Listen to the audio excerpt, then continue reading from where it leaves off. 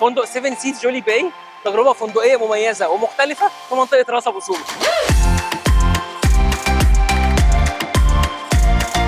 الكونسيبت بتاع الفندق بشكل عام هو بيتارجت الفاميليز وكمان بيتارجت الهاني مونرز.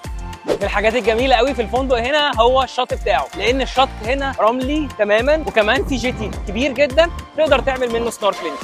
الفندق فيه 5 حمامات سباحه، اهمهم طبعا هو الكوايت بول. الكوايت بول ده هو اوريدي ريلاكسنج فقط لا غير. تنوع الايتمز كبير جدا في الاوبن بوفيه، وكل يوم دايما بيكون فيه اصناف مختلفه عن اليوم اللي قبله.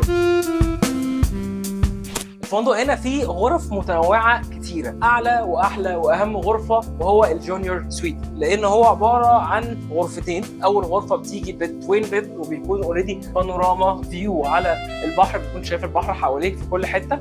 وتاني غرفه هنا بتكون اللي هي الغرفه الماستر، وبتكون كينج سايز بيد. السويت نفسه الفيو بتاعه كله رهيب، لان انت هنا شايف كل حاجه في الفندق.